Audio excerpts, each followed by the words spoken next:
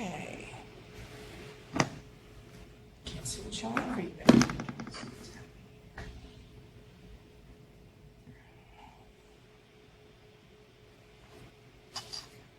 All right. So this is going to be the lecture about the 1960s. This will be the last lecture recorded for the class. The 1960s, the stereotype of the 60s is this decade of activism, especially led by students. And the 60s started right on time in terms of fulfilling that stereotype. In February of 1960, we had the first sit-in. 4 students from an all-black university in Greensboro, North Carolina, went into the Greensboro Woolworths department store. They used to call them the five and dimes, and sat down at the lunch counter. And they were told that they could not be served because they were black and the lunch counter was reserved only for white customers. So they sat there all day. And then the next day they came back and they did it again. And the next day they came back and did the same thing. As the protests continued and word spread about what they were doing, other students, including some local white students, joined them in the sit-ins. Woolworths held out for about 5 months, and then in July of 1960 they agreed that they would serve black customers and white customers at their lunch counters. When the students got involved in this kind of direct protest action, they were doing it because they were really frustrated at how slowly change was happening. In many parts of the South, change wasn't happening at all. Sometimes because of that massive resistance, that campaign of massive resistance that had started in the 1950s in the aftermath of the Brown v. Board of Education decision. And in some cases, like in Greensboro, it's because the city simply felt like they didn't have anything that needed to be changed. White Greensboro prided itself on being free of prejudice. They were actually the first city in the South to say that they would voluntarily comply with the Brown decision. But they did it so slowly. By 1960, only a handful of black students had been admitted to all-white schools. The economic gap between blacks and whites wasn't any different, and Greensboro was still segregated. White Greensboro just didn't see it as a problem. And more than anything else, these sit-ins launched the stereotypical 60s with the activism and the social change and the young people involved. Sit-ins had happened before, but there'd never been such a huge response to it. These kinds of demonstrations spread all over the South. Sit-ins to integrate libraries and public pools and restaurants and other public facilities. By the end of this year, just by the end of 1960, more than 70,000 people had taken part in these sit-ins. And to do so took a little bit of courage. Well, a bit of courage, as they were often assaulted. Angry whites would sometimes just dump mustard and ketchup on them, but other times would put cigarettes out on their skin, drag them out of the restaurants and beat them. The police often took part as well. But most of these young people had been trained in nonviolent resistance, and so they didn't strike back. The civil rights movement challenged the U.S. to think about what it really meant by freedom, including whether freedom applied to all Americans or only to some. With freedom rides and freedom schools and freedom marches and the Freedom Party, Black Americans and their allies made freedom the rallying cry of the dispossessed once again. And most of the people who were involved in this were just ordinary people, teachers and students and maids and businessmen and ministers. They risked their lives and their livelihoods to demand freedom for themselves and for other people. And their courage inspired a lot of other challenges to the status quo in the 1960s. They will inspire a student movement called the New Left. They will inspire the second wave of feminism. They will inspire activism among other minority groups. And by the end of the 60s, these movements had challenged the old understanding of freedom that was linked to the Cold War, to consumerism. They also made American society confront the fact that certain groups of people were still excluded from full participation in American freedom. And with these sit-ins, college students became the leading force for social change, kind of for the first time. And you've kept that position since then. We expect that out of college students now. In April of 1960, while the Greensboro sit-ins are still going on, Ella Baker called for a meeting of young activists, student activists, in Raleigh, North Carolina. She got about 200 black students and a dozen or so white students to show up. They became the foundation of SNCC, the Student Nonviolent Coordinating Committee. They were dedicated to creating what they called a beloved community, built around racial justice, where ordinary people would be empowered to take control of the decisions that affect their own lives. And that's something you really need to remember, that second part, the empowerment of ordinary people, because that is going to be echoed in every other movement of the 1960s. The feminist movement will use it, the American Indian movement will use it, Students for a Democratic Society will use it. Empower ordinary citizens to have control over the decisions that affect their lives. And one of the early organizers of SNCC was a student named Robert Moses. He said, "We can't count on adults. That leaves young people to be the organizers and the agents of change." And one of the things that made SNCC different from older civil rights groups, made them different from the NAACP or the SCLC, was that those older groups tended to be top-down organizations. They've got a committee at the top, they've got leadership at the top, and those people at the top make all the decisions and then tell folks at the bottom what to do. SNCC didn't operate that way. SNCC was a consensus organization because, again, they've got this idea of empowering regular people to have control over the decisions that affect their lives. So every local Student Nonviolent Coordinating Committee would get together and they would talk things out and they would agree, we want to do a freedom ride. And this group of people agrees that they'll make the arrangements, and this group will do the actual riding, and this group will handle any kind of emergency health care, which becomes important. And SNCC became sort of the vanguard, the shock troops of the movement. They coordinated the sit-ins, they supported leaders of the more traditional groups, they organized the freedom rides. This bus in the corner here, that's unfortunately the result of the first freedom ride. In 1961, the Supreme Court ordered that all buses and trains in the country had to desegregate. And a group of SNCC volunteers, about half black and half white, decided that they were going to ride the Greyhound line and another one, I can't remember, from Washington, D.C. through the Deep South to New Orleans. Well, when the buses got to South Carolina, they were starting to experience some pushback. And when they got about to the Alabama border, somebody had notified the KKK and the White Citizens Council that they were coming. And these groups attacked the Greyhound bus, slashed the tires, and set it on fire. Then they attacked the other bus and pulled the students off and beat them so badly that they were hospitalized. But the rides continued over and over for months until finally folks in the Deep South got the message that the buses will be desegregated. SNCC also helped to organize the March on Washington in 1963. They helped to create a new political party in 1964. 64 was the presidential election year. Johnson is wanting to run for the Democrats. In every election year, every state sends a delegation from their state to the party's convention. So Oklahoma will send delegates to the Democratic Party convention. They'll send Republican delegates to the Republican Party convention. And both the Republicans and the Democrats have something called a credential committee. And they're supposed to make sure that the people who say that they're delegates from their state are actually the properly chosen delegation. They're the ones who actually get to cast the vote for who the candidate will be. Well, in 1964, SNCC and a lot of other groups looked around at various southern states and noticed that all of their delegations to whichever party were white. But if they actually, if people could vote freely and fairly in those states, they would reflect more of the racial makeup of those states. And they decided to focus on Mississippi.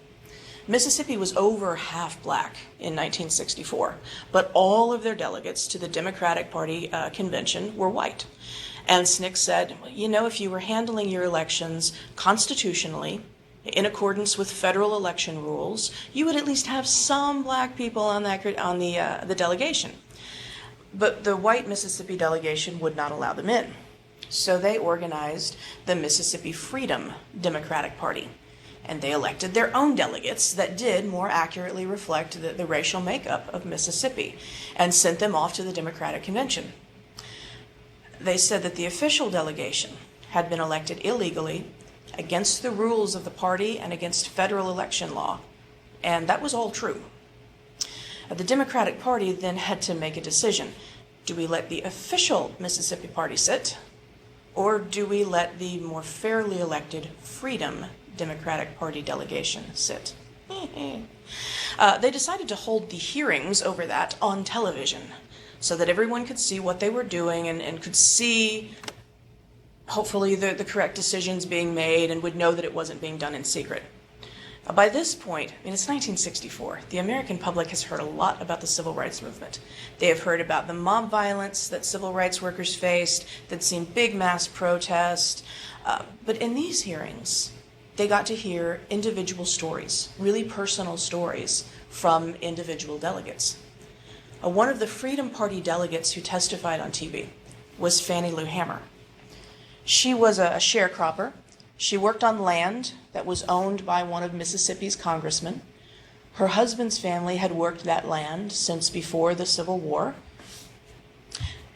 You remember when we talked about like World War I and the 1920s, we talked about eugenics and how some minority women were sterilized without their knowledge and against their will. Fannie Lou Hamer was one of those women. She had that Mississippi appendectomy, right? She went in to have her appendix out, and whoops, there go her ovaries as well. She had been involved in civil rights for a long time. She had worked on voter registration drives. She had been part of the literacy movement. She had been shot at. She had been arrested. A sheriff's deputy beat her so badly that she was permanently blind in one eye.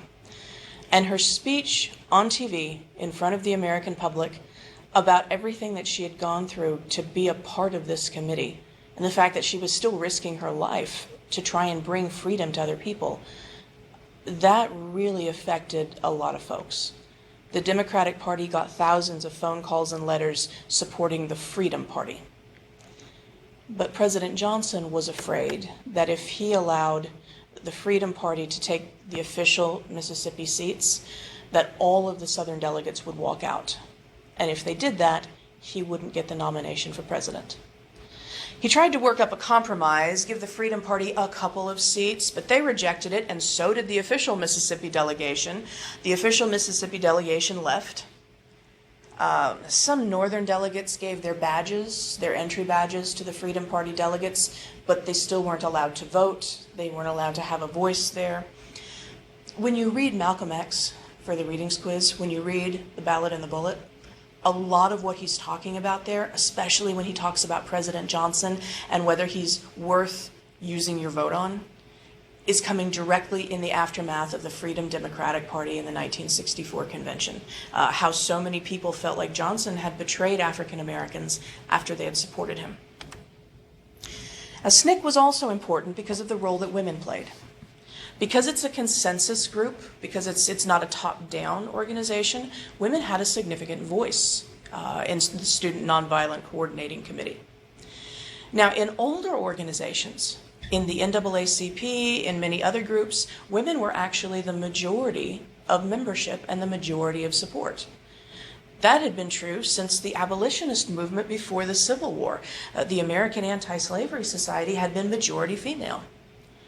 But just like that group in the 1840s and 50s, the NAACP and other traditional groups in the 1950s and 60s were run by men, even though most of the actual organizers, most of the grassroots support was coming from women. Instead, though, in SNCC, women were able to have a voice. They were able to be part of the leadership because everyone got to be heard. Many leaders of the feminist movement in the 60s and 70s got their training in SNCC. They learned how to organize because of SNCC. They learned publicity, they learned legal maneuvers from SNCC that they would take with them later into the feminist movement. Now, in the mid-60s, SNCC is going to change. It'll be less of a beloved community group and more of a black power organization. And when that happens, the voice of women will be severely curtailed. But in the beginning, they were a large part of the leadership. Now, the high point of protest, if that's the right phrase to use, came in the spring of 1963. Civil rights demonstrations took place in towns and cities all across the South, brought national and international attention to inequality in education and employment and housing and everything else. In 1 week in June, there were more than 15,000 protesters arrested in over 186 cities. The culmination of all of this came in Birmingham, Alabama. Birmingham was one of the most strongly segregationist cities in the nation. And even for the Deep South, Birmingham had a bad reputation. Since the end of World War II, more than 50 black homes had been bombed. Locals had been demonstrating for a long time and had not seen any result except more violence.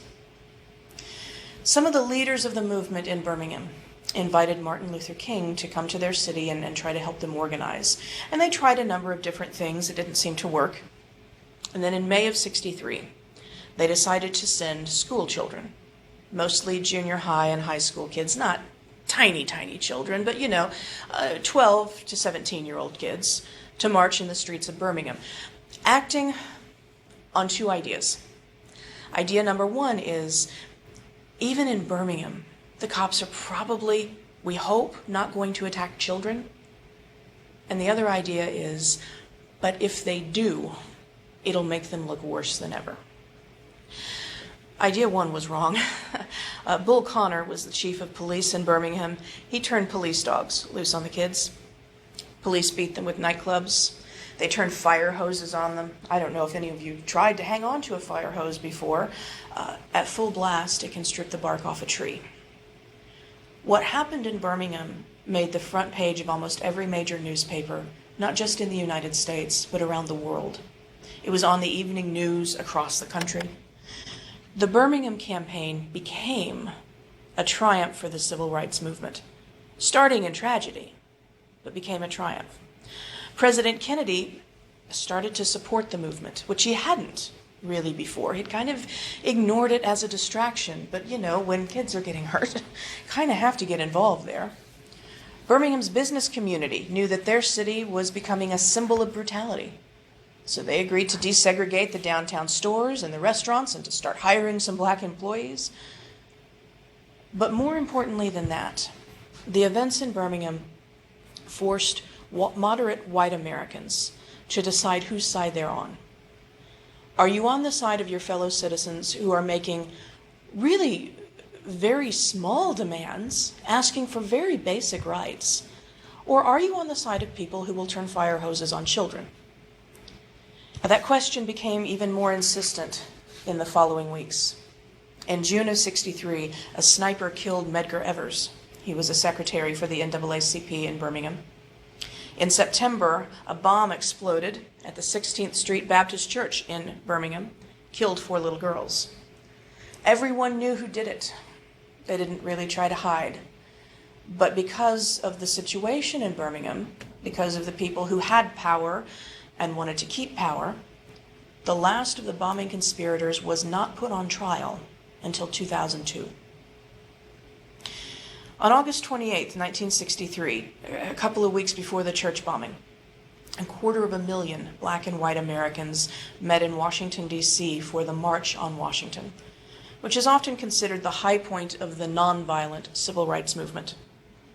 It was the largest public demonstration in U.S. history up to that time.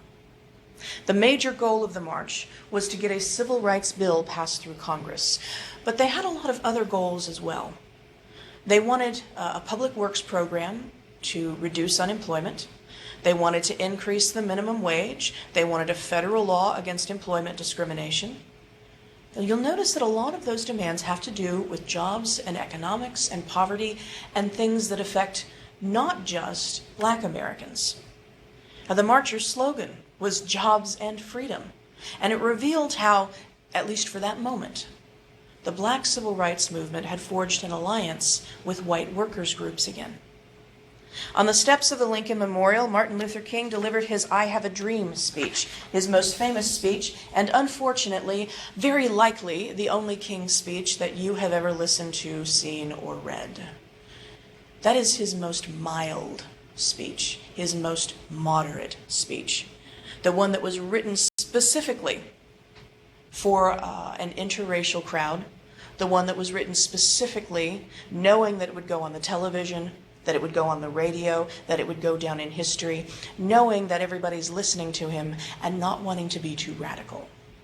You really need to listen to some of his other speeches, read some of his other speeches. Because if everything that you know about Martin Luther King comes from "I Have a Dream," you don't know anything about Martin Luther King. The March on Washington reflected an unusual degree of interracial cooperation in support of both racial justice and economic justice. But it also showed some of the limitations of the movement, and it showed some of the tensions that already existed between different groups. Female activists had played crucial roles in organizing this march, but no woman was allowed to speak at the Lincoln Memorial. The organizers also ordered the SNCC speaker, John Lewis, who today is a member of the House of Representatives from Georgia. They ordered him to tone the hell down in his speech. They called him into Martin Luther King's hotel room the night before the march, demanded to see his speech, and then redlined all of it, just like Mr. Martinez or Mr. Olson would for one of your less than perfect papers. The original version of Lewis's speech had ended by calling for the people to march through the heart of Dixie the way Sherman did and burn Jim Crow to the ground. And Dr. King said, "You can't say that on TV. You can't say that on the radio. There are way too many white people listening and present, and you know we're going to be surrounded by guards, so you can't say that."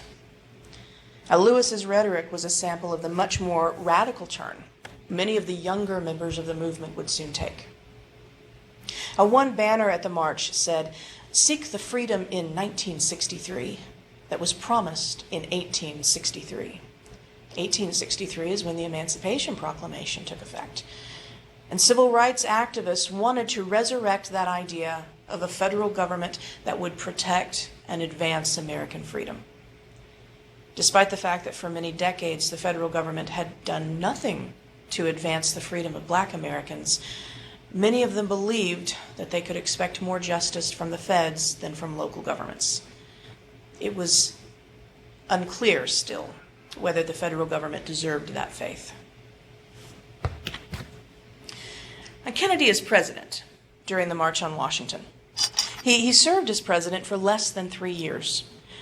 And in terms of domestic affairs, he didn't have a lot of really tangible accomplishments. But his administration is widely viewed today as this moment of glamour and youth and dynamic leadership. Kennedy's inaugural speech when he took office in 1961 was this watershed moment in American politics. He said, "The torch has been passed to a new generation of Americans who will pay any price, bear any burden to assure the survival of liberty." The speech seemed to urge Americans to move beyond that self-centered consumer culture of the 1950s. He said, "Ask not what your country can do for you. Ask what you can do for your country." But while the civil rights movement was already in full swing, Kennedy's speech said nothing about segregation, about equality, about race relations.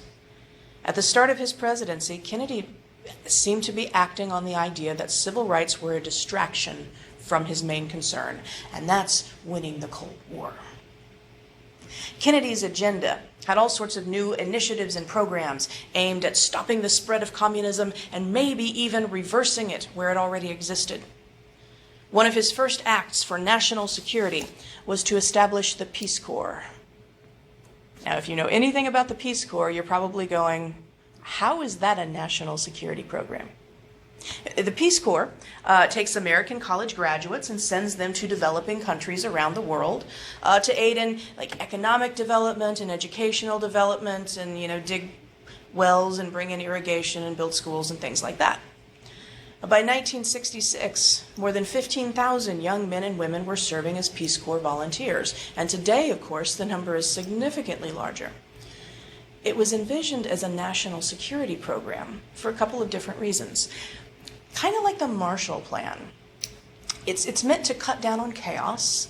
You send educated young Americans into developing countries and help them do things that are economically beneficial and socially beneficial, so those countries will be less interested in communism. And on the other hand, it makes us look good. If the Soviets send their agents into Honduras or something, and they want to talk about how terrible the American capitalist pigs are, there will be people in Honduras who can say, there were 5 American kids here for a couple of years. They built these houses, they worked in our schools, they ate in our homes, we know them. The United States may do some things wrong, but they're not as horrible as the Soviets make them sound. So for national security, it's supposed to cut down on chaos and build up America's reputation in the world. Also, you can get some of your student loans forgiven if you work in the Peace Corps. In April of '61, the Soviets launched the first man into space. And Kennedy said, we're going to not only match them, we're going to beat them. We're going to put a man in space, and we're going to put a man on the moon by the end of this decade. That sounded crazy when he said it. But to everyone's surprise, we did it in the summer of 1969. Kennedy also tried to develop new policies for Latin America. He called one of them the Alliance for Progress, and it was basically like a Marshall Plan, providing money for the economic development of Latin American countries. The problem that ran into is most of the countries that we gave them money to as part of the Alliance for Progress were governed by military regimes and local elites who got most of the money and kept it for themselves. And so the Alliance for Progress didn't really benefit the people of those nations. Like Eisenhower and like Truman, Kennedy viewed the entire world through the lens of the Cold War. JFK was the first president to have lived his entire life in a world with a major communist power. He was born in 1917, the year that the Soviet Union became the Soviet Union. He was still a young man when the Cold War began. So he seems to have taken the whole thing more personally, I guess, than Eisenhower and Truman did. And that shaped how he dealt with other countries, like Cuba. Cuba had a revolution in 1959, when Eisenhower was still president, that had ousted the dictator of Cuba, who had been backed and supported by the United States, and it brought Fidel Castro, who was a communist, into power. Until Castro took over, Cuba had been basically an economic dependency of the United States. When Castro's government began to nationalize the land holdings, the industries, when he agreed to sell sugar to the Soviets, the Eisenhower administration suspended trade with Cuba, and the CIA began to train anti-Castro exiles for an invasion of Cuba. Eisenhower never actually allowed that to happen. But when Kennedy takes office, in April of '61, he allowed the CIA to launch that invasion at a place called the Bay of Pigs. Kennedy's military advisors predicted that the people of Cuba would rise up against Castro, overthrow the government, greet the returning exiles as liberators. They were almost entirely wrong. Of the 1,400 invaders, more than 100 were killed and 1,100 were captured within just a few hours. Part of the problem there is most of the folks who fled Cuba when Castro first came to power were like bankers and lawyers and college professors, and were not by nature that tough. Even with CIA training, we may not be the people that you want to invade another country. The Kennedy administration disavowed all knowledge of the operation and left those who were captured in Castro's loving hands. Cuba became much more closely tied to the Soviets, and the Kennedy administration tried a number of increasingly desperate and ridiculous assassination attempts, none of which worked. Meanwhile, the relationship between the U.S. and the Soviets got worse. In August of 61, guys, this is all happening in 61, in Kennedy's first year, worst first year ever. In August of 61, the Soviets built a wall to separate East and West Berlin. West Berlin was controlled by the Western powers, by the United States and Britain and France. East Berlin controlled by the Soviets. And it seemed like every night, 100 East Berliners would go to dinner in West Berlin and then just not come back to East Berlin. So East Berlin is like hemorrhaging citizens, and the Soviets want to stop it. In the middle of the night, they put up a makeshift fence. Then it turned into a concrete fence. Then it turned into a concrete fence topped with barbed wire, with guard towers and semi-automatic weapons. Yeah. It didn't reopen until 1989. And from 1961 to 89, Berlin Wall was the tangible symbol of the Cold War and the division of Europe. Now, this is a couple in West Berlin holding their young twins up over the concrete part of the fence so that the grandparents who are on East Berlin's side and cannot cross over can see their grandchildren for the first time.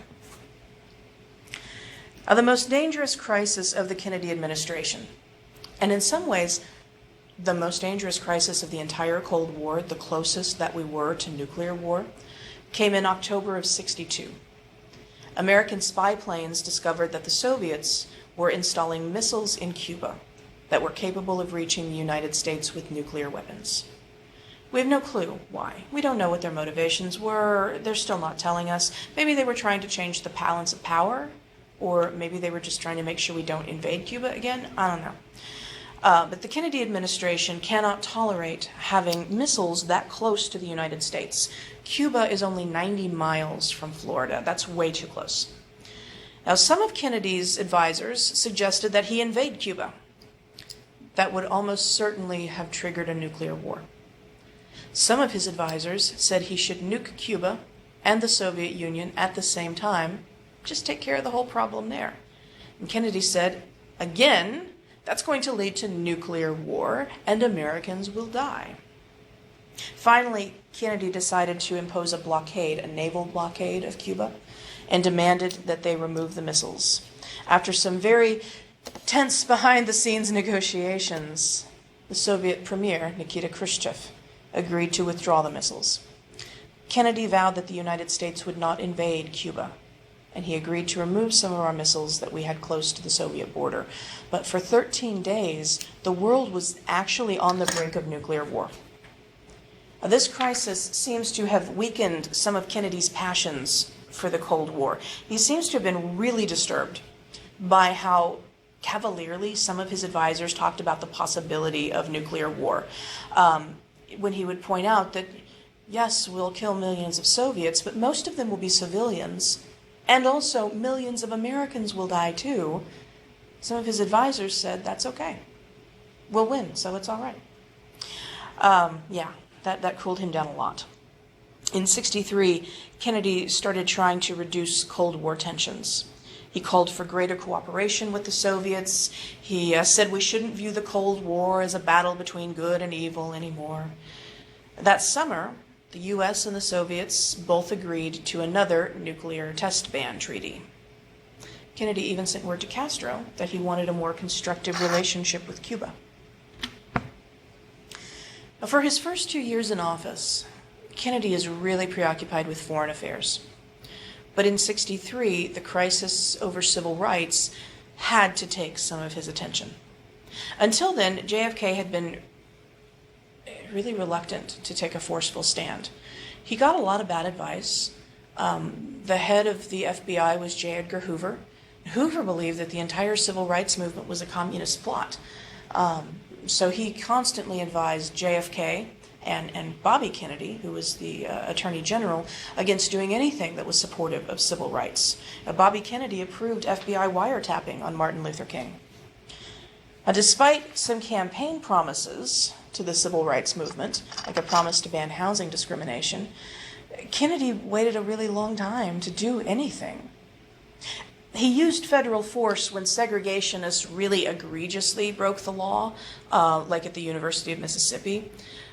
But he failed to protect civil rights workers from violence. He said that law enforcement was a local matter. But the events in Birmingham forced his hand. JFK realized that the United States could not say that it is this champion of freedom while keeping an unfree system alive at home. In June of '63, he went on national television to call for the passage of a law banning racial discrimination in all places of public accommodation. It's one of the huge goals of the movement. Kennedy didn't live to see his civil rights bill enacted. In November of 1963, he was shot and killed in Dallas, Texas, and that brought an abrupt and utterly unexpected end to his presidency. In the days and months that followed, there were allegations that Lee Harvey Oswald, the assassin, was a communist sympathizer, maybe an actual Soviet agent, made the whole global situation seem really scary. Lyndon Johnson, the vice president, became president after JFK. And it was his goal not just to get that one little civil rights bill through Congress, but to create this whole domestic program that was much broader than JFK had ever thought about. Kennedy and Johnson are very different people. Kennedy is raised in wealth and privilege. Johnson grew up in the Texas Hill Country, which was one of the most poverty-stricken parts of the country. He had started teaching at a segregated school for Latino students, so he saw firsthand how poverty and segregation and disenfranchisement and lack of opportunity can affect people. When he became president, though, nobody expected that Johnson would move civil rights to the front of his agenda, or that he would be more passionately involved than any other president. Which is not to say that there aren't valid criticisms of Johnson, both in terms of civil rights and in terms of many other things. You read Malcolm X, you see a very reasonable criticism of Johnson.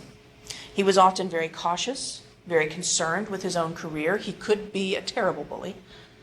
But just 5 days after Kennedy's assassination, Johnson called on Congress to enact a civil rights bill as a memorial to JFK. In 1964, it was passed as the Civil Rights Act that prohibited racial discrimination in jobs, in hospitals, in schools, and also in private businesses like restaurants and hotels. It also, unexpectedly, banned discrimination on the basis of sex. That part of the Civil Rights Act had been added to the bill by opponents of the bill who wanted that to derail the whole thing. They wanted to add the no sex discrimination thing in to make people not vote for it. But by 1964, there were some women in Congress, and there were enough forward-thinking men in Congress that it passed anyway. Now, Johnson knew that a lot of white Americans opposed this act. After he signed it, he turned to one of his aides and said, "I think we just delivered the entire South to the Republican Party." Now, the '64 law did not address the right to vote in the South. That summer, some civil rights groups, including SNCC and the NAACP, launched a voter registration drive in the state of Mississippi. Hundreds of white college students from the North poured into Mississippi to take part in the Freedom Summer, help people get registered to vote. And they were greeted by just an outpouring of violence, including 35 bombings, numerous beatings, and this is all taking place in one summer in one state. In June, near Philadelphia, Mississippi, 3 young activists, 2 white and 1 black, were kidnapped and murdered by a group headed by the deputy sheriff of their county.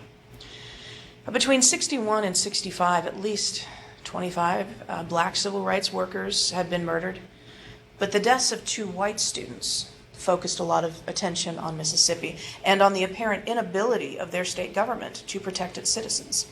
And Freedom Summer also led directly to the Mississippi Freedom Democratic Party.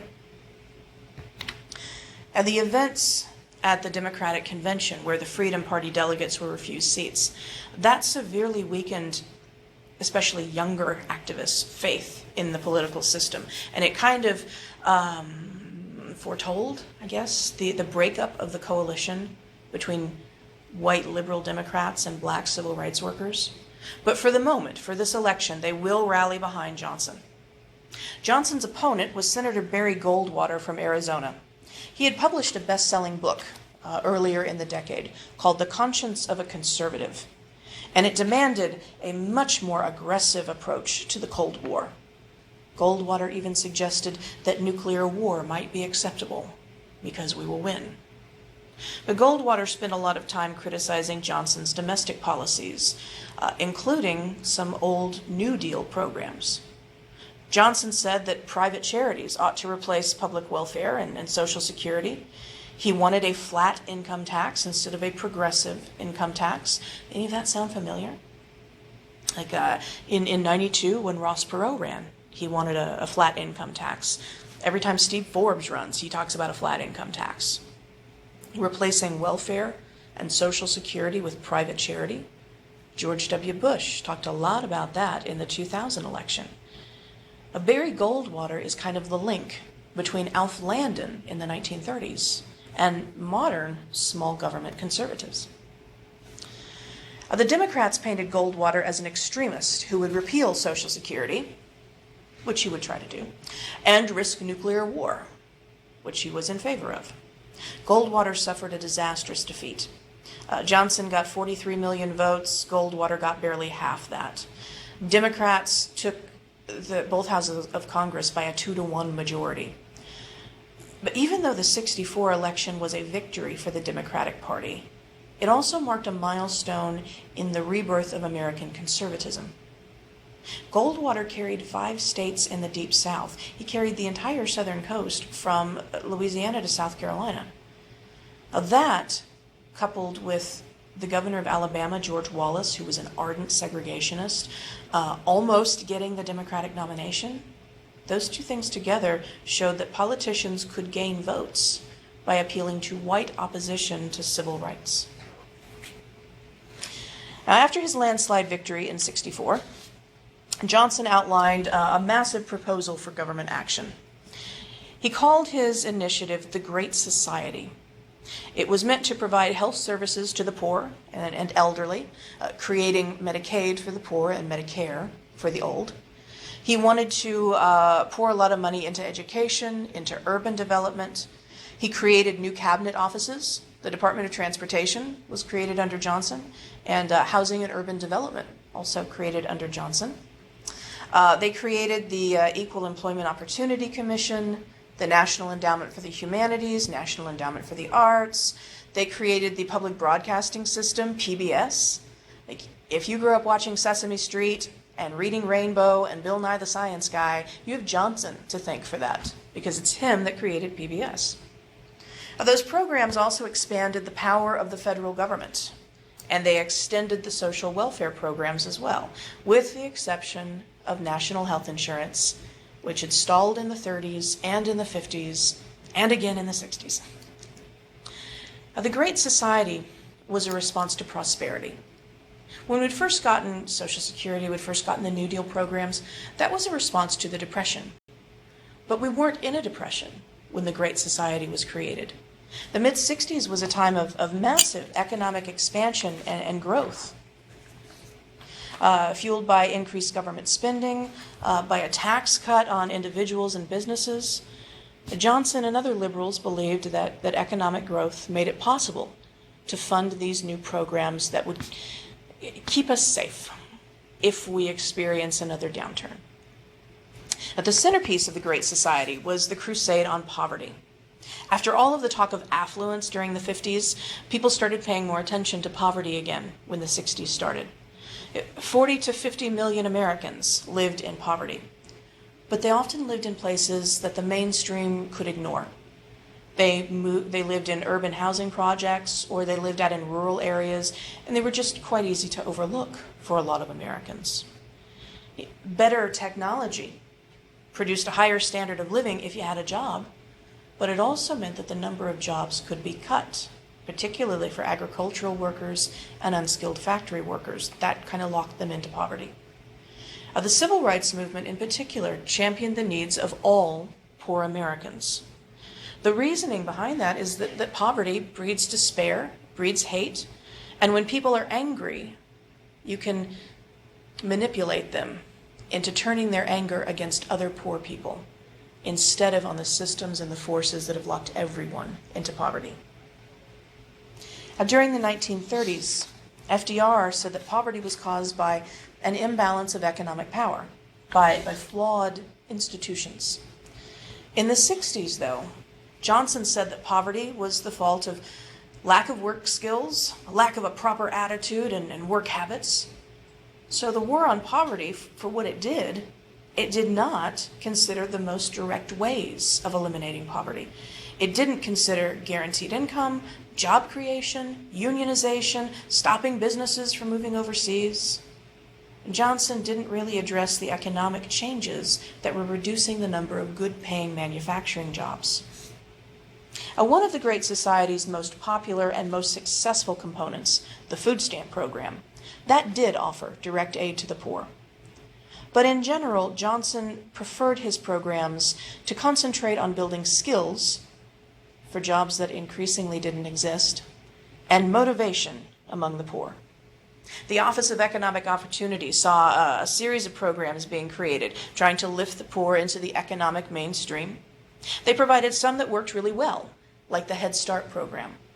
Head Start is an early childhood education program, and communities that have Head Start programs, even today, see higher rates of high school graduation and higher rates of college graduation as well. So Head Start's been a pretty good program.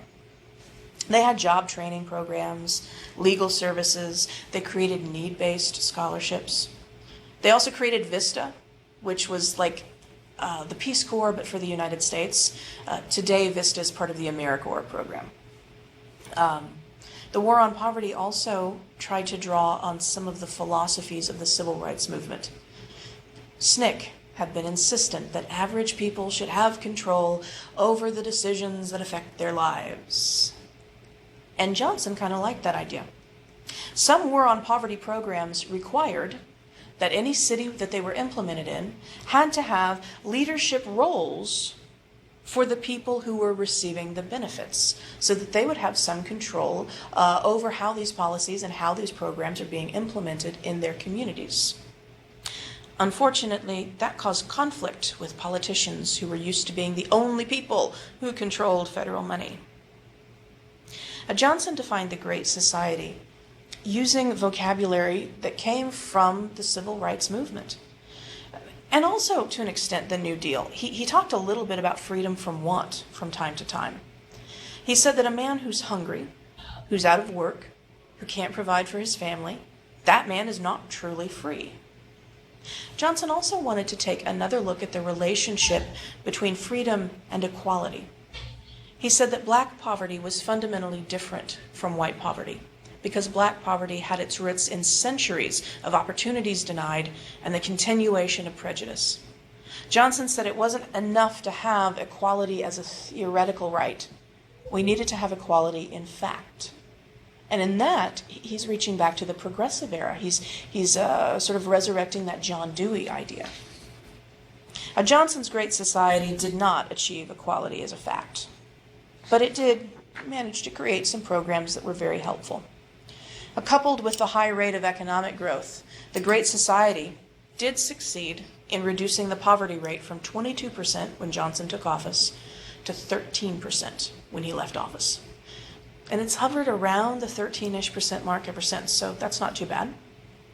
By the 1990s, thanks to the ongoing civil rights movement and Great Society programs, the historic gap between black Americans and white Americans in education and income and access to jobs had narrowed considerably. But it's still not correct, and it's still not good enough. With deindustrialization and urban decay affecting a lot of families, with most suburbs still off limits to non-whites, the median wealth of white households in the 1960s was still 10 times greater than the median wealth of black households, and nearly a quarter of all African American children lived in poverty.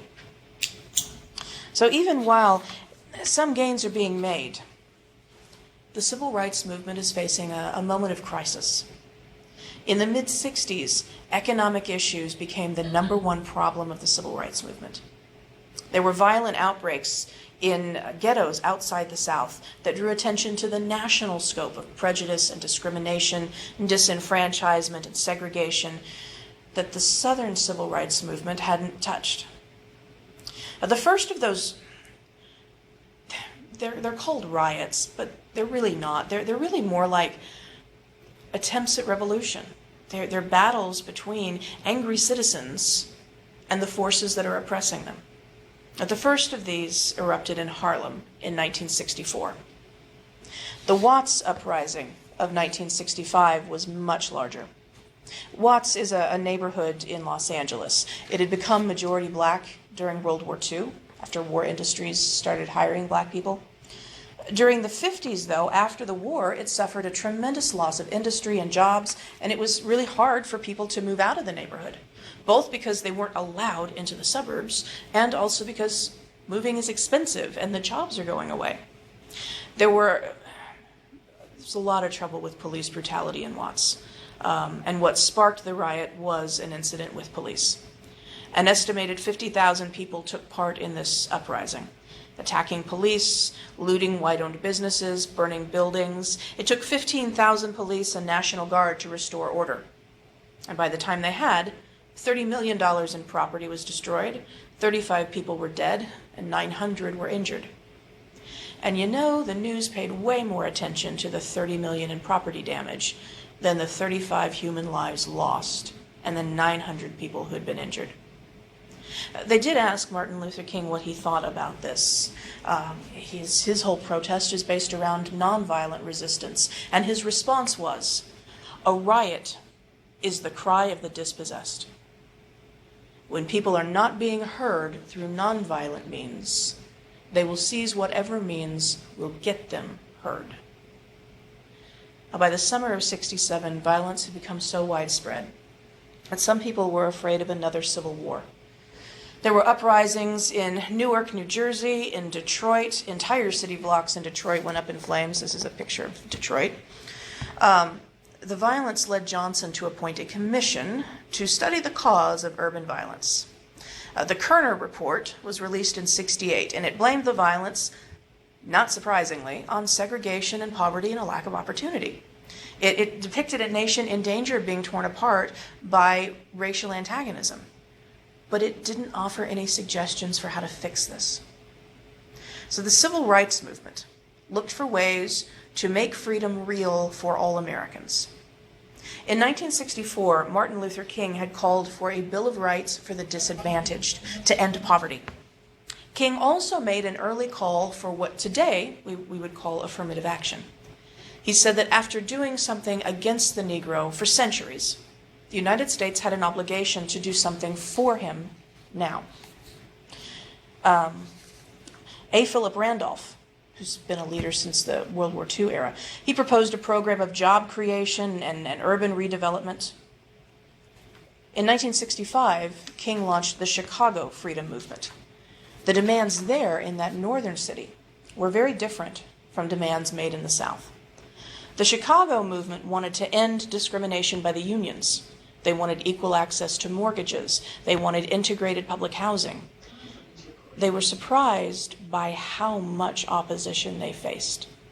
The white citizens of Chicago had been largely supportive of the movement when it was in Birmingham and Mobile and Montgomery and Atlanta. But when the movement moved to Chicago and asked them to look at what they were doing and to change what they were doing, they suddenly were not so supportive of it. As he came to realize the difficulty of fighting economic racism, King's language became much more radical. He called for a revolution in values that would create a better distribution of wealth for all God's children. Now, the first phase of the civil rights movement had produced very clear objectives, had many measurable accomplishments, and had been led by several competent organizations. The second phase, the Black Power phase, is going to see a lot of fragmentation and is going to see few measurable distinctive victories. Even while the nonviolence movement was still building, some people were criticizing it. Malcolm X, even in the 1950s, had insisted that African Americans ought to control their own movement. They ought to control the political resources and the economic resources of their communities, and they should not rely on white people for help.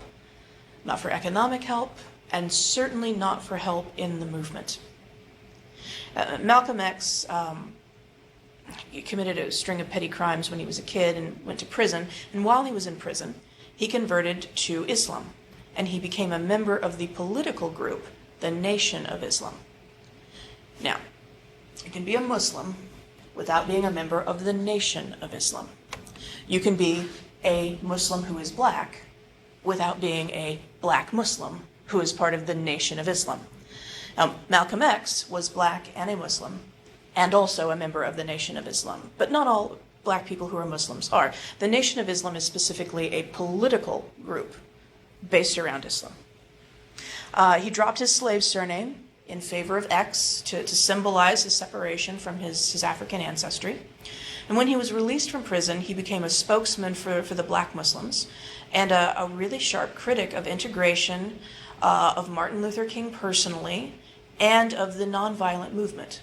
Now, for some reason, people get the idea that Malcolm X wanted to go on the offensive, that he believed in attacking people. That's not what he believed. He believed that if black people were attacked, they should fight back. He didn't actually believe, and he never said, that they should start the fight, simply that they should be able to defend themselves. But even he began to change. In 1964, Malcolm X made his Hajj to Mecca, his pilgrimage, which he is supposed to do because he's Muslim. While he was on that journey, he saw Muslims of all different races from many different parts of the world, from Indonesia and Malaysia and Turkey and Kenya and everywhere else, helping each other, because that is also a part of the Hajj. If you are making your pilgrimage, you're supposed to help other pilgrims.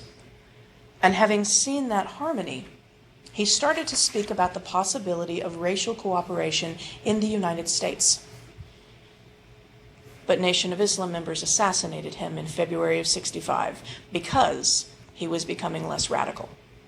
And Malcolm X, therefore, didn't leave behind a really consistent ideology. A lot of white people still consider him an advocate of racial violence, which he wasn't. But his call for black people to rely on their own resources struck a chord, especially among younger civil rights activists. Malcolm X is considered the intellectual father of the Black Power movement.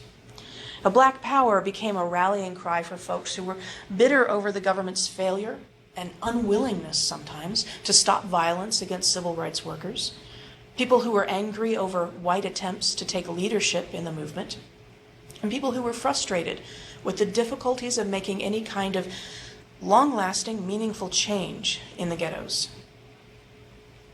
Now, Black Power meant black people defining themselves positively, regardless of what white people thought.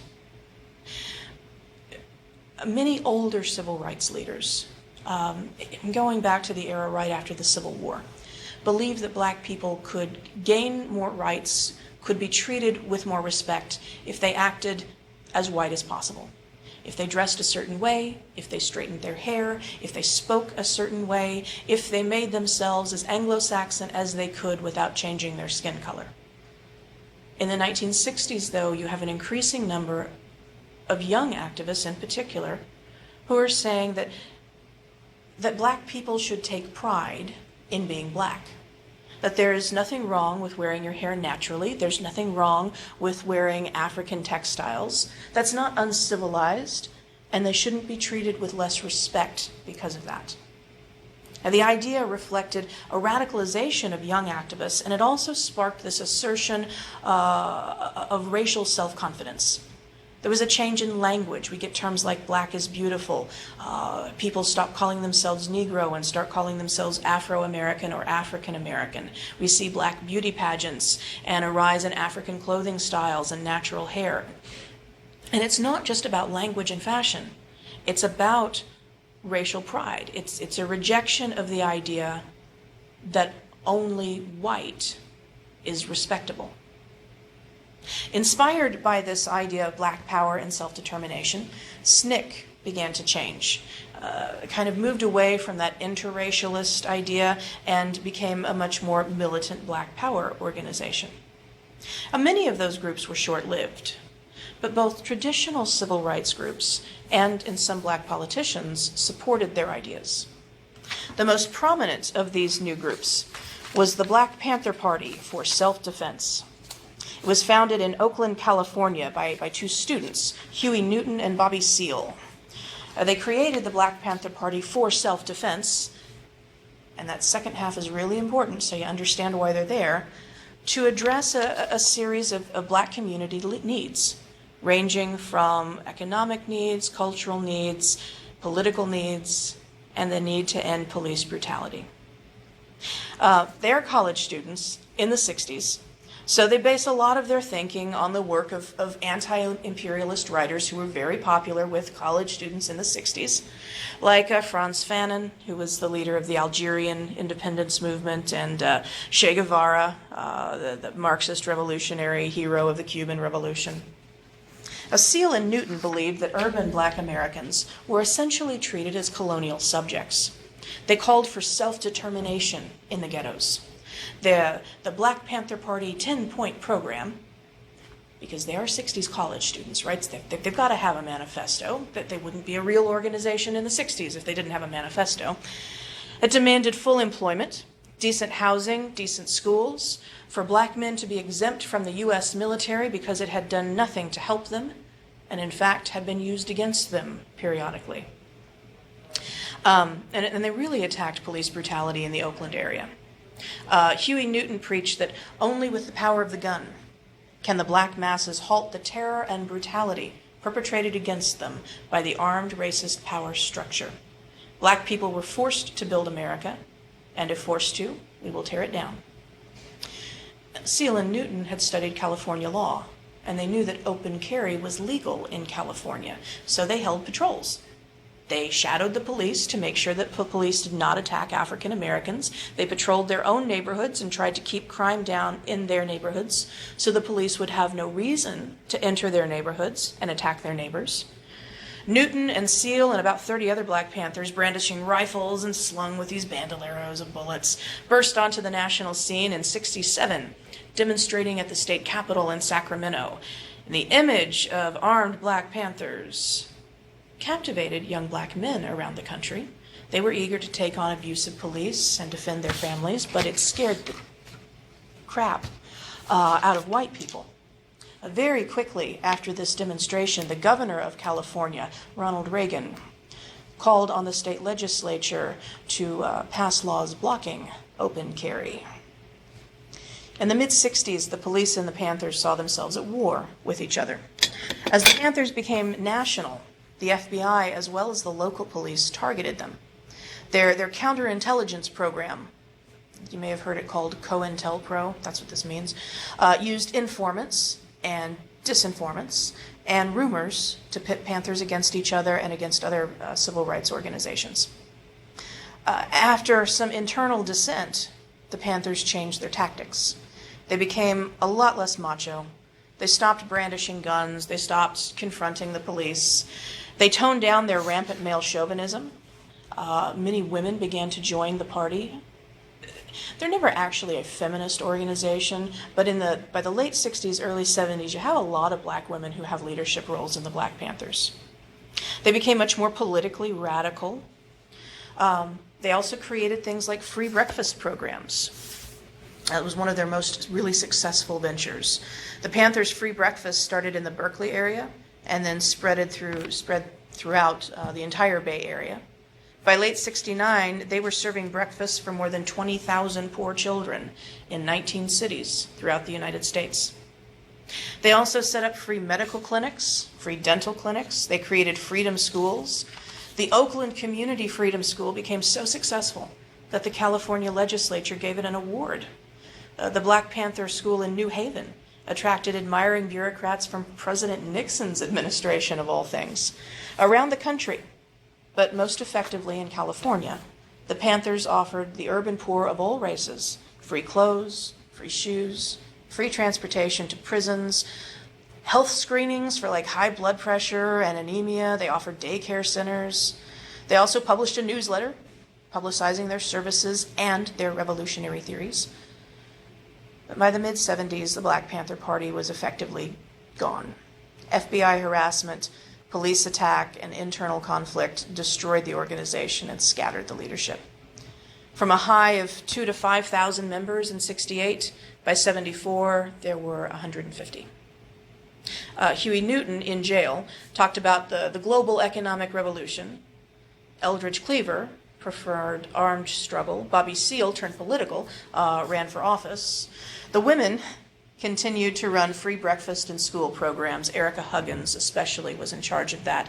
Angela Davis was a California philosophy professor. She worked with SNCC and also with the Black Panthers. And she shared their concern, particularly with the high incarceration level of black men. And she remains probably the most prominent Panther member to this day. Now, to most Americans, the rise of a protest movement among white students came as a complete surprise.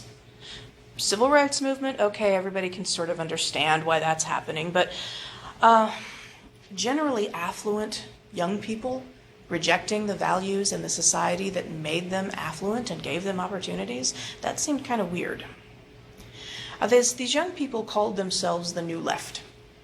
And what made them new was their rejection of a lot of the categories that had shaped radical movements and liberal movements for most of the 20th century. They challenged mainstream America, because of course everyone did, but they also challenged the old left, the Communist Party, the Socialist Party. They don't think that the Soviet Union is a good role model. They don't think of the working class as a main agent of change. Instead of talking about economic equality and social citizenship, they talked about loneliness and isolation and alienation and feeling like a number, feeling powerless. But the New Left was not as new as they claimed to be. They wanted citizen participation in governments. That goes back to the Revolution. They pointed out the contrast between American ideals and the reality, which people had been doing since before the Civil War. Their criticism of conformity, you could say that came from those, bohemians, the lyrical left before World War I. But their greatest inspiration came from the civil rights movement.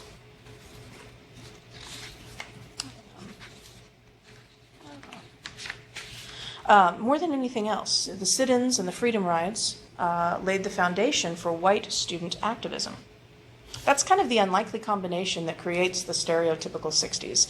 You get the most excluded members of society demanding full citizenship, and then you've got people who've really benefited from society rejecting the social mainstream. Now, the civil rights movement and the students' New Left did share some basic assumptions. They both believed that the problems of society were so deeply embedded that only direct confrontation would create any change. Now, the early 60s saw some groundbreaking new philosophers, new books that influenced these movements. James Baldwin's book, The Fire Next Time, gave voice to a newer, more militant black movement, and white students also seized onto that. Rachel Carson's Silent Spring gave rise to the modern environmentalist movement, and it particularly talked about how environmental poisoning was affecting minority communities. So white students seized onto that, and so did young black students as well.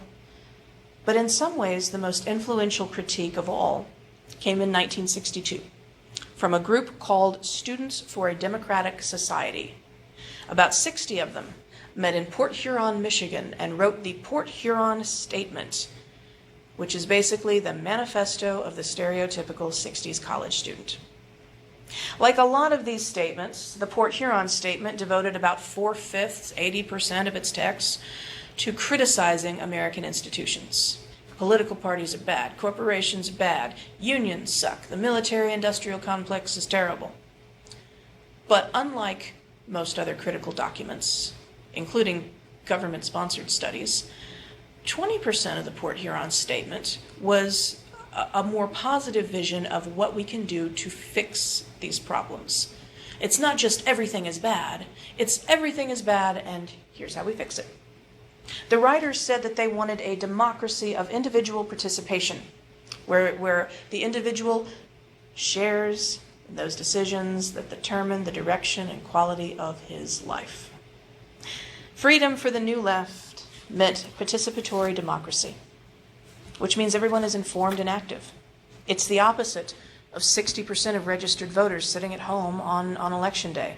It's also the opposite of going into a ballot booth knowing nothing about the candidates and just closing your eyes and, clicking whoever's there.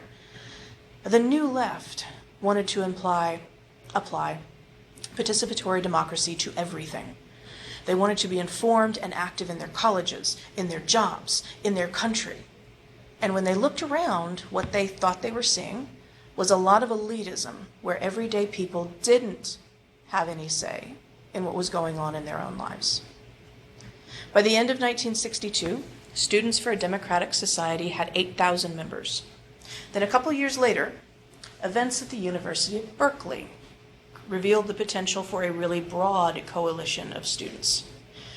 Berkeley, even back then, was huge, and it was sort of impersonal. Many freshman classes could top 1,000 students. I think it's hard for your professors to remember your name now. Can you imagine what your relationship to your instructor would be in a class of 1,000 students? Berkeley students were making a little bit of noise about wanting to have more connections, about wanting to have more of a voice in how their university is being handled. And Berkeley administration made a rule that said political groups cannot speak, cannot distribute pamphlets, cannot hold sit-ins, cannot do anything on the Berkeley campus. Well, that didn't just piss off liberals at Berkeley, that also pissed off the conservative students because that rule applied to them too. And they joined together and created the free speech movement. They said that restricting their speech was restricting their dignity as human beings. Now, thousands of Berkeley students got involved in these protests. At first, they just wanted this rule repealed. Then they wanted to criticize the entire structure of the university and the American educational system, and then the United States as a whole. By 1965, the Black movement and the New Left had shattered the complacency that we had for so much of the 1950s. But what transformed these youth protests into a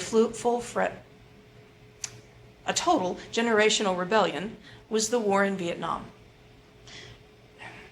The police action in Vietnam that the United States was involved in was sort of the logical extension of our Cold War policies and our beliefs and the way that we viewed the entire world through a with us or against us kind of lens.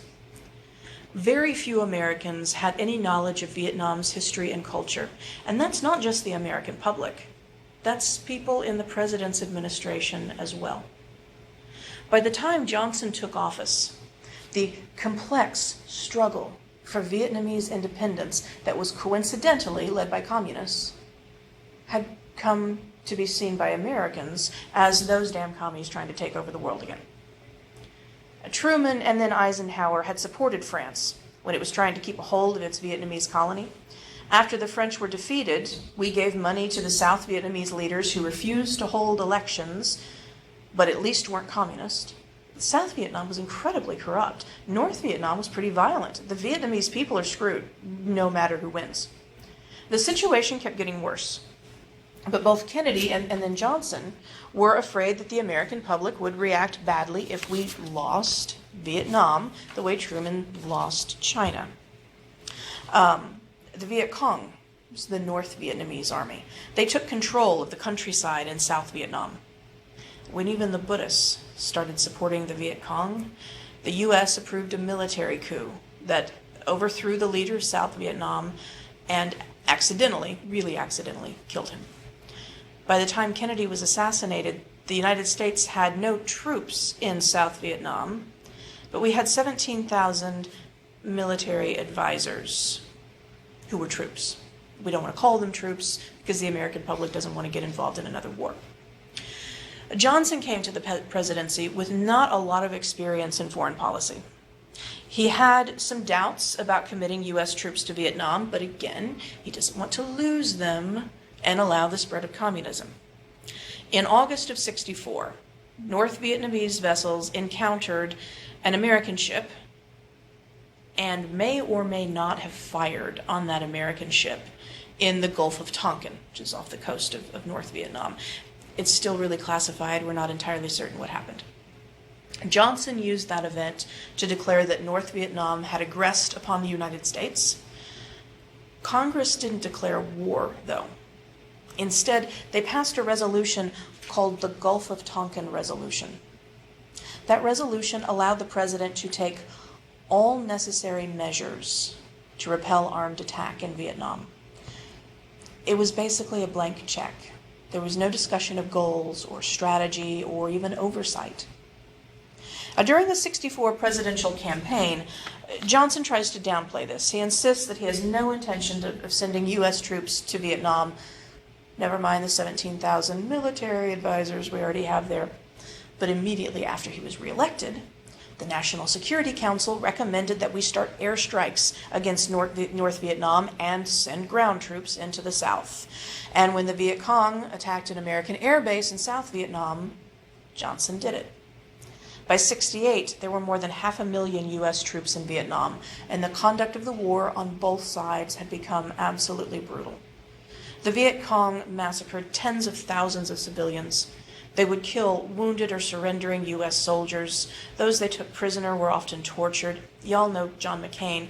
You may have noticed that he has some trouble moving his hands because the Vietnamese broke his hands when he was a prisoner of war. American planes dropped bombs, actually dropped more tons of bombs on Vietnam than both sides had dropped in World War II. We also spread Agent Orange. Vietnam is a jungle country.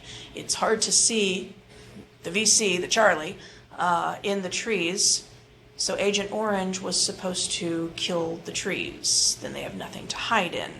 The problem with Agent Orange is it causes birth defects in the native population, and it caused cancer and nerve disorders, and to be honest, we're still not certain the full extent of Agent Orange exposure in U.S. troops.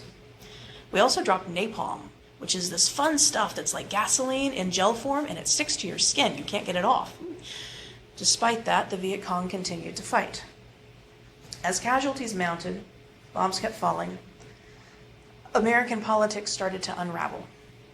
By 1968, the war had sidetracked most of the Great Society programs. We weren't putting any money into them, certainly not as much as they needed, because so much is going toward the war. Families and universities and the Democratic Party is kind of being torn apart here. With the political leadership seeming to support the war, young activists lost all confidence in the system. Opposition to the war became the organizing theme that united people from lots of different groups with lots of different problems. SNCC, Student Nonviolent Coordinating Committee, the civil rights group, they issued a position paper condemning the war. College students were exempt from the draft, so the burden of fighting fell on the working class and the poor. Sometimes they protested. In 1967, Martin Luther King condemned Johnson's Vietnam policy as an unconscionable use of violence, and also for draining resources away from Americans who need them, and for putting the burden of the fighting on the poor. At that point, King is the most prominent American to speak out against the war. As for the Students for a Democratic Society, this war is the opposite of participatory democracy. They wanted a public referendum, but we'd gotten involved through secret commitments and secret decisions made by political elites, not by the people. In April of 1965, SDS invited anyone who opposed the war to join them in Washington. They expected a few hundred, maybe a few thousand if they're being really optimistic. They got 25,000. It was a hint that the anti-war movement was actually a mass movement. By 1967, some young men were burning their draft cards, running to Canada, partly because they consider this an unjust war, and partly because, just or unjust, people die in war, and, they're not eager for that.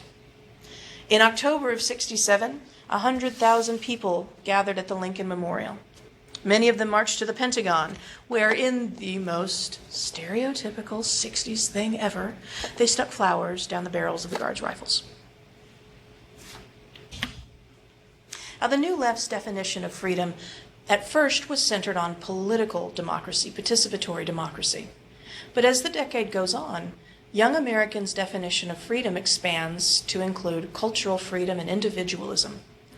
There are a lot of different streams like flowing together to create the counterculture, but they were all linked in that they would not have been possible as a movement if the war hadn't destroyed young people's faith in and respect for authority. By the late 60s, millions of young people openly rejected the values of their parents. These included not just college students, but also a lot of young workers. Most unions strongly supported the war, but the young workers who have to go fight it often don't. There became a mass movement that was really based on rejecting respectable norms in the most flamboyant way that you possibly can, in dress and hairstyles and music and drug use. There's a lot more to the counterculture than just the flamboyance, though. To its participants, it meant creativity. It meant community. It meant rejecting consumerism. That part didn't work out so well for them. They stopped buying Dad's gray flannel suit and Mom's pillbox hat, but they started buying dashikis and Grateful Dead posters. It's still consumerism, even if they're consuming different things. They also wanted, a relief from bureaucracy, a relief from all of the systems that they felt like confined them. Youth newspapers pioneered a personal and political style of journalism. Different protest groups started up sort of guerrilla theater protests. Probably the most famous was the Youth International Party, also called the Yippies. They used humor and theatricality as a form of protest. Abbie Hoffman was the founder of the Yippies. He's the guy that wore the American flag as the seat of his pants. The counterculture also emphasized community. They established quasi-independent neighborhoods in places like the Haight-Ashbury in San Francisco and New York's East Village. About 2,000 communes spread across the country. It's like in the 1840s, before the Civil War, we had, thousands of utopian communities across the country. And 120 years later, we've got a couple thousand communes across the country. Rock festivals like Woodstock and Altamont brought hundreds of thousands of young people together to celebrate their alternativeness by being kind of similar to each other. The counterculture's idea of freedom centered on the individual, and that was most evident in the concept of sexual freedom. Starting in 1960, the mass marketing of the birth control pill made it possible to mostly separate sex from procreation. By the late 60s, sexual freedom has become as much an element of the young people's rebellion as long hair and drug experimentation. Music celebrated the free expression of sexuality. One of the most popular musicals of the 60s was called Hair. It flaunted nudity right there on Broadway. The sexual revolution was central to another mass movement that emerged in the 60s. They called it the second wave of feminism. The Civil Rights Revolution inspired other Americans to voice their grievances, and it also trained a lot of people on how to do that. By the late 1960s, one of these new social movements was women's liberation, women's lib. Early feminists, the first wave, the 1800s up to 1920, they had been preoccupied by getting the vote. But once women got the vote, not much changed, really. It didn't seem to affect women's personal power. We didn't have many more opportunities. Despite the fact that women worked in factories in heavy industry during World War II, into the early 70s, newspapers divided job ads into male and female. And the girl wanted ads, just to be really obnoxious, were usually limited to like low-wage clerical stuff. You can look at old issues of the Miami News Record into 1972, early 73. They've still got the girl wanted ads. Major universities limited the number of female students that they accepted. Most of them agreed that women were not really capable of understanding higher level learning. And even if they could understand it, most women are only there to get their MRS degree. Spell it out, MRS. They're just looking for husbands. In many states, husbands continued to control their wives' earnings. Women couldn't establish credit in their own names, again, until the 1970s in Oklahoma. Women couldn't have credit in their own names, couldn't get their own loans, have their own credit cards, get a mortgage, start a business. As late as 1970, the Ohio Supreme Court said that a wife was at most a superior servant without legally recognized rights. Back in the 50s, some folks had started to worry publicly that the United States was wasting half of our intellectual power, half of our earning power, half of our everything power by restricting women's access to education and jobs. But the public reawakening of feminist thought didn't get its start until 1963. Betty Friedan published The Feminine Mystique. This is a book, and it's about the role that women are expected to play and how women feel about that. Friedan had written pioneering articles during World War II on pay discrimination and racism in the workplace. But like other critics of the late 50s, early 60s, she took her theme for the book from the emptiness of consumer culture and middle-class discontent. Her book painted a devastating picture of talented, educated women who had eagerly gotten married and had children and loved their kids and loved their families, but still felt trapped in a world that viewed marriage and family as the only thing they were really capable of. Friedan herself was a college graduate. She went to Smith College. She was actually working on a PhD in psychology at Stanford University when she got her MRS. She dropped out to get married. She had 3 children, loved her family, loved being a mother, but also wanted to express the other parts of her, wanted to use her education, and occasionally wanted to get out of the house. When she went to a college reunion, she found that a lot of her fellow alumni felt the same way. A few books have had the impact that The Feminine Mystique had. Friedan was deluged by letters from women talking about how the suburban dream had turned into kind of a nightmare. And she also got some letters from people who called her a godless heathen for not being totally fulfilled by changing diapers. The laws slowly began to address women's concerns. In 1963, Congress passed the Equal Pay Act. That said that if 2 people had the same job and the same rank and experience in that job, they ought to be paid the same, regardless of gender. The enforcement of that was pretty spotty. It's still pretty spotty. The Civil Rights Act of 1964, that included women. The Equal Employment Opportunities Commission became a major force, trying to open doors for female employment. In 1966, the National Organization for Women was founded, with Betty Friedan as its first president. It demanded equal opportunities in jobs and education and in politics. They attacked what they called the false image of women in the mass media. The National Organization for Women grew out of middle-class feminism. But a different women's revolt was brewing among the civil rights groups and the student movements. Just like before the Civil War in the days of abolition, young women who got involved in political movements often faced inequality. They did the majority of the work, but they were not seen as leaders, and they sometimes faced sexual exploitation. Women like Ella Baker and Fannie Lou Hamer had played major roles in grassroots organizations. But many women in the movement, especially in the more traditional groups, found themselves stuck doing the typing and the cooking, bringing the coffee, and sometimes cleaning for their male co-workers. And some were pressured into granting sexual favors. Stokely Carmichael criticized that. He was a member of SNCC.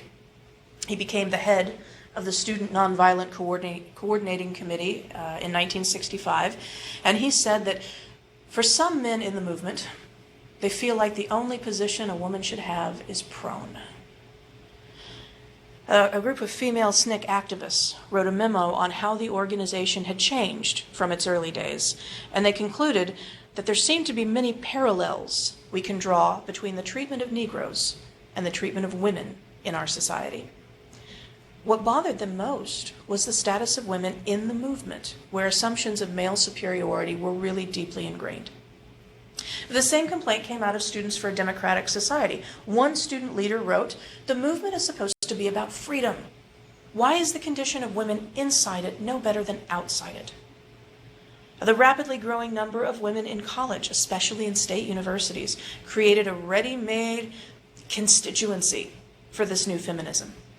By 1967, women throughout the country were going to consciousness-raising groups to discuss the challenges that they faced and connect with other women who were dealing with the same things. And many of these young women felt like now the National Organization for Women was not radical enough. It was led by a middle-aged mother of three. This new, younger, more militant feminism burst onto the public scene at the Miss America pageant in 1968. Protesters dragged a trash can up in front of the building where people were entering, and they filled it with objects of oppression, like girdles and bras and high heels and copies of Playboy magazine. They were accused of burning their bras. They didn't actually set anything on fire. The women's lib movement inspired a major expansion in the idea of freedom by insisting that it ought to be applied to all areas of life, even intimate areas. They introduced the term, "the personal is political," into public debate, and they insisted that sex and marriage conditions and beauty standards were just as much political questions as war and economics and civil rights. A radical feminist first public campaign demanded the repeal of state laws that either banned abortion outright or left it up to physicians to decide. They said that women ought to control their own bodies and their own health decisions. In 1968, a group of feminists disrupted hearings in New York. The state legislature was debating their state abortion law, and the people that they had called to testify were 14 men. And these young women wanted to know why exactly they hadn't called anyone who would ever need an abortion. The call for legalized abortion merged the old 1800s demand for control over your own body with the 1960s emphasis on sexual freedom. Opposition to that part of the feminist platform became and remains a major sticking point. But the concerns about women's rights went beyond abortion. They also protested violence against women, including marital rape. A husband raping his wife was not seen as a crime in any state until the 1950s, and it wasn't outlawed in all 50 states until 1994. They talked about inequalities in the law, in the workplace, in their churches and synagogues. Mainstream feminist groups, like the National Organization for Women, originally discouraged lesbians from joining, but these more radical younger groups freely addressed their issues as well. In a decade full of surprises, possibly the biggest shock of all was the emergence of a gay rights movement. We've been working for rights for racial minorities and women for a long time, but gay men and women had been stigmatized even within the rights movements as sinful or mentally ill. Most states made homosexual acts illegal, and even in places where it wasn't illegal, the police would regularly harass gay people, knowing that they could arrest them, and then the folks would very quickly pay the fine so that nobody would find out that they'd been arrested. A lot of anti-communists viewed homosexuality as a source of national weakness, and so they were particularly harsh to anyone who was suspected of being gay. Most homosexuals tried to keep their orientation secret. Many tried to live as if they were straight. In the 50s, there were some groups who tried to persuade the public that aside from their orientation, they were just average Americans who ought not to be persecuted. But that was a very, very small movement. Like with every other civil rights group, the 60s transformed the gay movement. If one moment marked the advent of gay liberation, it was a 1969 police raid on the Stonewall Bar in New York City's Greenwich Village. Police raided the Stonewall regularly. And people usually knew sort of what night it's coming. They'll arrest you. You pay the fine really quick. Nobody finds out. It's okay.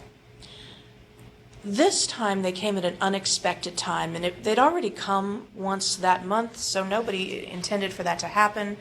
And instead of bowing to the police harassment the way they usually did, folks fought back. Crowds from the neighborhood gathered outside the bar, mostly watching as people were loaded into police vans, until one officer smashed a woman, Marcia Johnson, over the head with a billy club. And at that point, all hell broke loose. People who were already cuffed and loaded escaped from the wagon, and then they overturned the wagon. 5 days of rioting followed. Some of it was pretty violent, and some of it was...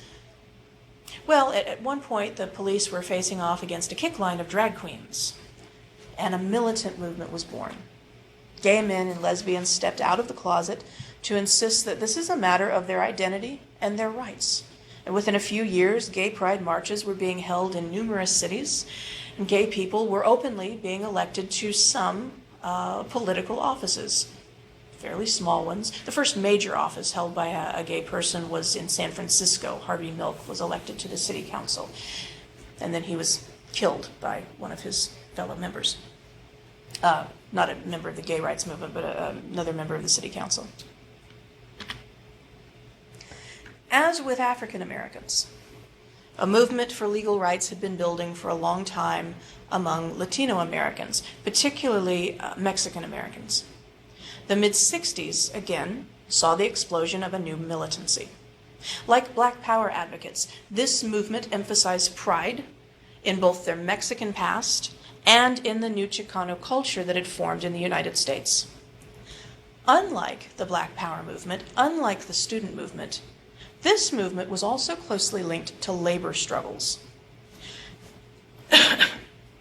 Beginning in 1965, Cesar Chavez and Dolores Huerta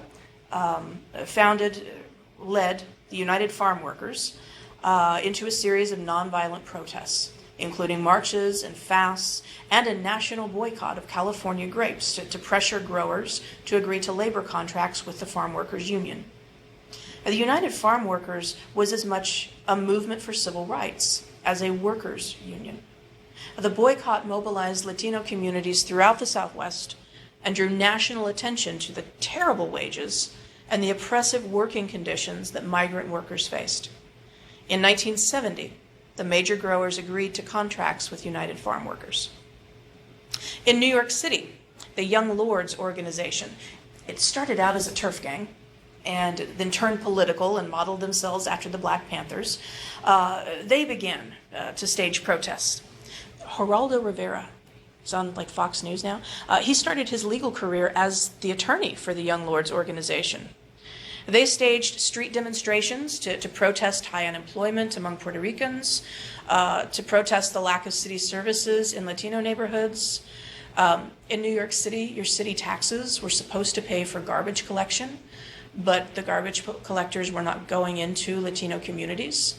So in one of their protests, the Young Lords collected truckloads of garbage from their communities and then dumped it in Fifth Avenue to draw attention to the city's failure to honor what people were paying their taxes for. Like SNCC and like SDS, the Latino movement also gave rise to some discontent among young women. Many male activists thought that feminist demands were incompatible with their heritage. But young female activists viewed the sexual double standard and the inequality of women as not compatible with the freedom that they were all fighting for. The 1960s also saw an upsurge of Indian militancy. And a lot of times, especially out on the West Coast, the Latino movement and the American Indian movement would work together. Despite some improvement during the Indian Reorganization Act back during the New Deal, things had started to slide behind again. The Indian Reorganization Act was supposed to stop assimilation, but the Eisenhower administration tried to go back to the old way of dealing with the Indians, and then they tried to dissolve federal recognition from many nations. When Kennedy came into office, to be honest, he didn't care that much. Johnson's war on poverty had, earmarked some funds to go to reservations. But just like every other group, Native activists wanted not just economic aid, they want greater self-determination. In 1968, the president of the National Indian Youth Council said, "We are not free in the most basic sense of the words. We are not allowed to make those basic human choices about our personal lives and the destiny of our communities."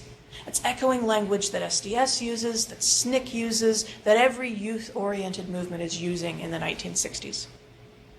Now, the American Indian Movement was founded in 1968 up in Minneapolis, Minnesota, and they staged protests that demanded more tribal sovereignty and for the United States to honor the hundreds of treaties it had made with various nations.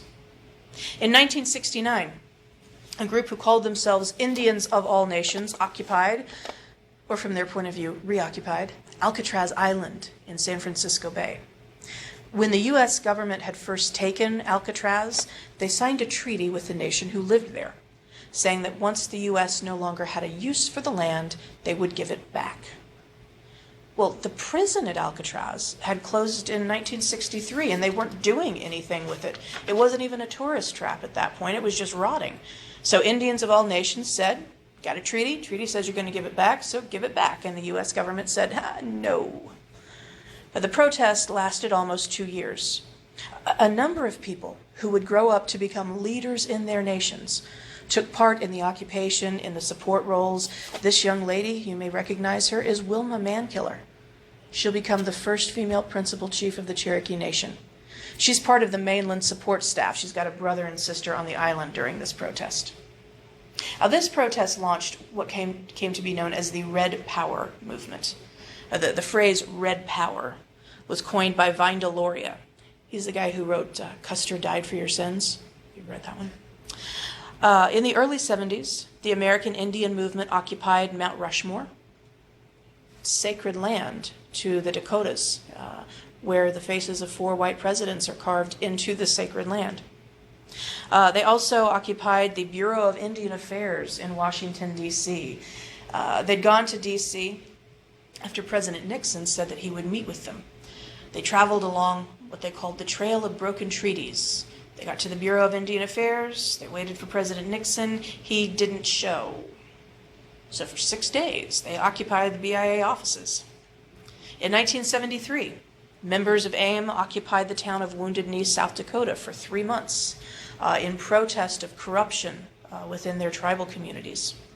Eventually, their activism will win greater Native control over education, over economic development, as well as an increase in self-respect, especially among young Native people who had previously tried to downplay their ethnicity and were now proud to be Indian. Liberation movements among racial minorities and women of all races challenged long-standing social inequality. But another movement, the environmental movement, questioned different pillars of American life. They questioned whether progress always means more consumption. They questioned the faith that science and economic growth always benefit society. We have been concerned about water quality since the 1820s, when paper mills started dumping bleach and sulfur byproducts into the rivers. We've been concerned about preservation since at least the late 1800s, when the National Parks scheme first started. But in keeping with the 60s, this new environmentalism was more active, it was more militant, it was more youth-oriented, and it talked about empowering ordinary people to participate in the decisions that affect their lives. You've really got to remember that phrase for the final, right? Environmentalism also came to be seen as a quality of life issue because it affects your fitness, it affects your health, it affects how and where you can spend your free time. And so this movement became very popular among middle-class Americans as well. When the 60s started, people were already complaining about bulldozing forests for suburbs, chemical contamination seeping into the water supply. In the 1950s, the Cuyahoga River in Cleveland burst into flames 3 times. Guys, that's weird. Rachel Carson was a marine biologist. In 1962, she published a book called Silent Spring, and it made the American public aware of the effects of DDT. That was an insecticide. It was widely used by corporate farms and also by homeowners to keep the bugs off their apples and their tomatoes. Carson revealed that DDT didn't just kill insects. It killed birds, it killed mammals, and in humans, it causes cancer and miscarriages. Well, the chemical companies, the pesticide companies, launched a campaign to discredit her. They said she's part of a communist plot and she's probably a lesbian. But Carson launched the modern environmentalist movement. The Sierra Club, been founded in the 1890s, saw its membership triple in the 1960s. Other groups sprang up to talk about water contamination and air pollution, lead in paint, animal extinction. Nearly every state banned the use of DDT, and it is currently banned worldwide for agricultural use. Although there are some countries where you can use it specifically to kill off mosquitoes, because there are some countries where malaria is actually a bigger problem than cancer is. In 1969, people got to watch on their TV a massive oil spill happening off the coast of California, and that created a movement to slow down offshore drilling. Environmentalism, when it started, got support from both sides of the political aisle. Richard Nixon was a Republican president, but he signed the Clean Air Act, the Clean Water Act, the Endangered Species Act. The first Earth Day, which, by the way, is today, April 20th, the first Earth Day in the United States was celebrated in 1970. While Nixon was president, he celebrated it too. Now, closely related to that was the consumer safety movement. It was spearheaded by a lawyer called Ralph Nader, who will later get into politics. He exposed how automakers knowingly sold really dangerous vehicles. He particularly attacked Chevy.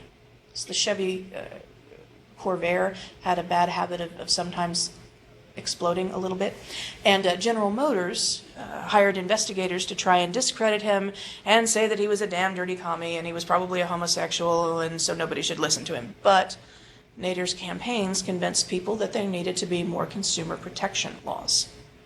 Now, environmentalism and the consumer movement called for limits on some kinds of freedom in the name of a greater common good. All of these rights movements, the rights revolution, started in the streets. But it ended, well, I don't want to say that, became legitimized through the Supreme Court. The court is usually the most conservative branch of government. But under the guidance of Chief Justice Earl Warren, the court vastly expanded the rights enjoyed by all Americans and usually tried to take those rights out of the reach of local officials. As we saw talking about before, the court started out championing civil liberties a little bit in the 20s and 30s, kind of slowly. The McCarthy era halted that progress a little bit. But by the 1950s, the court started to, overturn segregationist laws, overturn laws about limiting freedom of speech.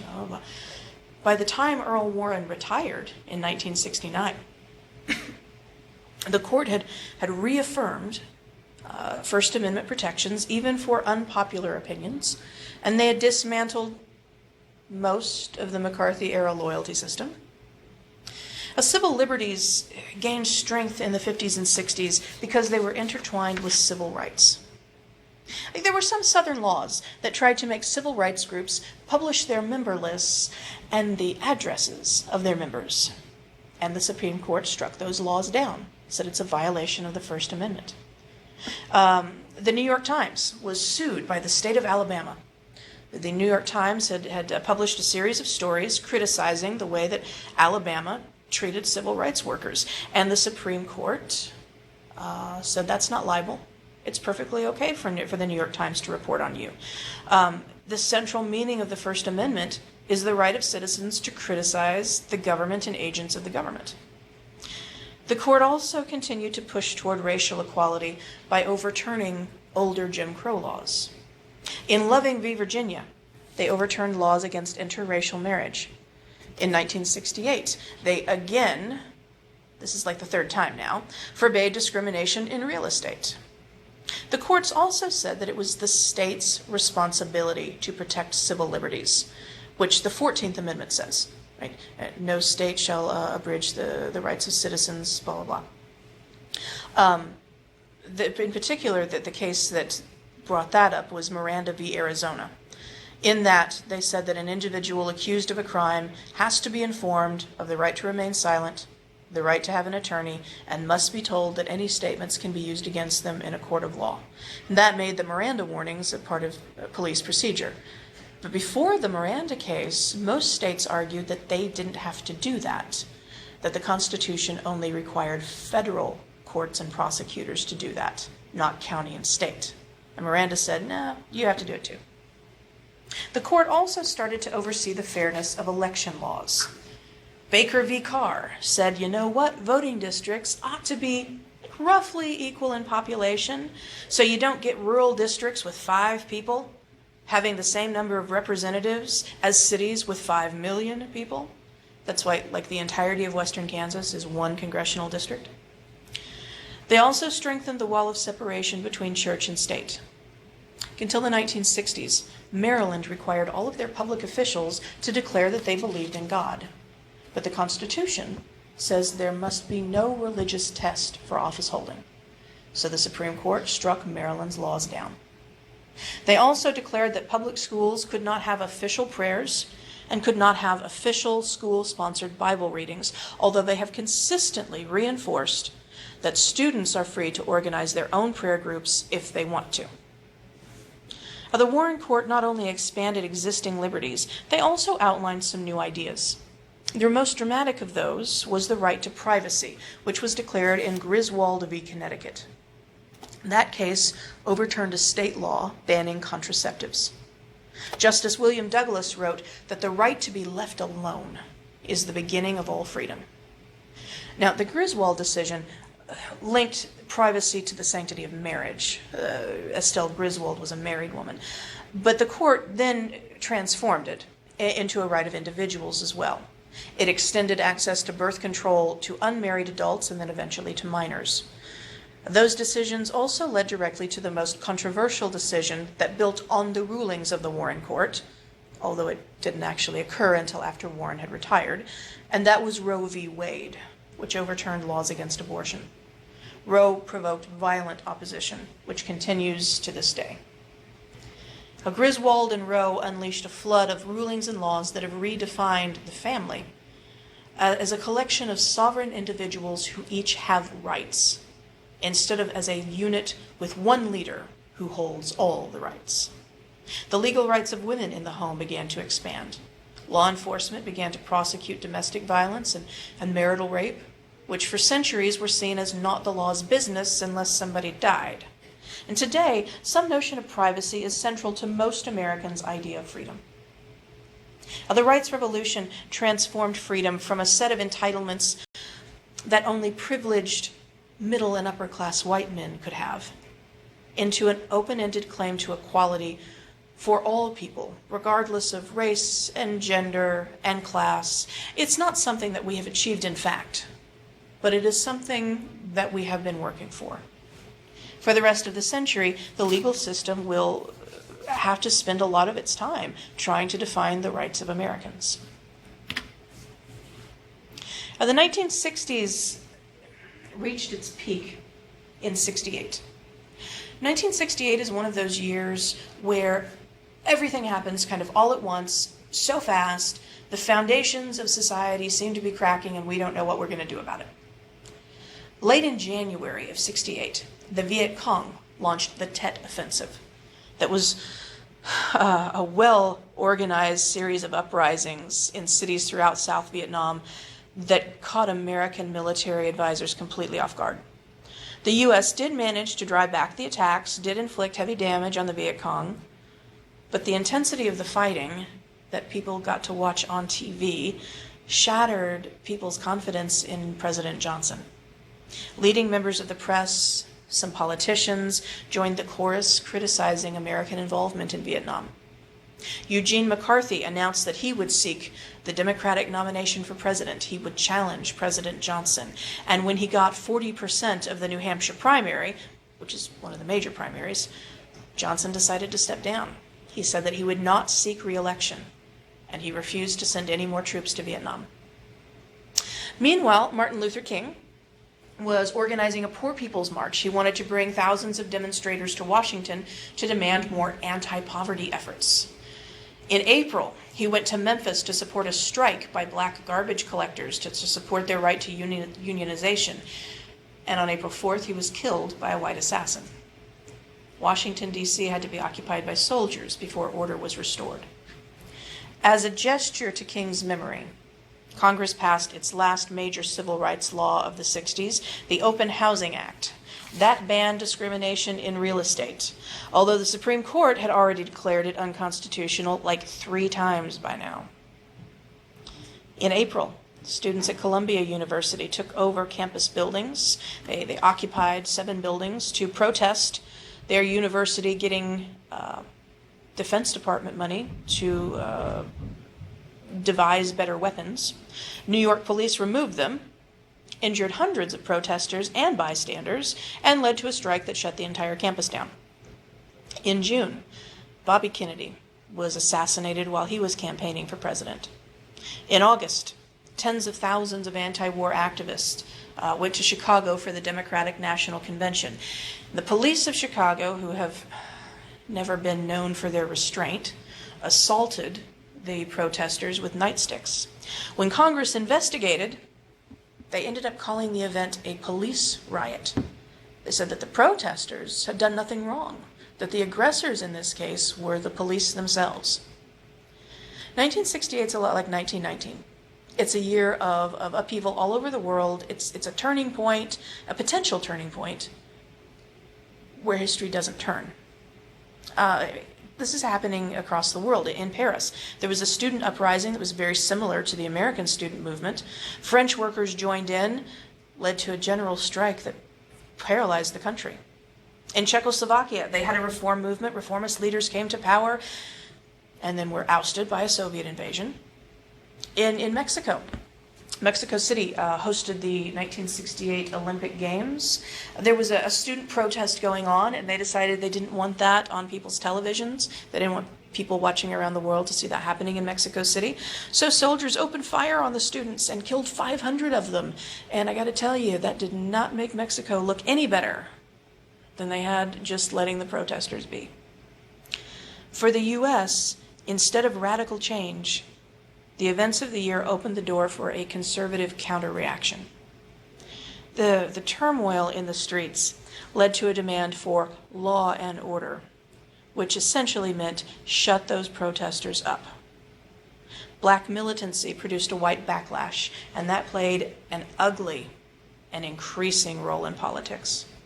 Some groups were angry that the Supreme Court was protecting rights instead of local traditions. In August, Richard Nixon was nominated as the Republican candidate for president. He campaigned, calling himself the champion of the great silent majority. Ordinary Americans who believe in freedom and stuff, but think that change has gone too far. He also called for a renewed commitment to law and order, which, with the benefit of hindsight, is kind of funny. Nixon won the 1968 election. Not by much, with only 0.6% of the popular vote, but with enough of the electoral vote to take the White House. And so the 1960s, as a decade of social change and activism, comes to an end a little bit early in 1968. All right, so that's the end of the 60s, the stereotypical 60s.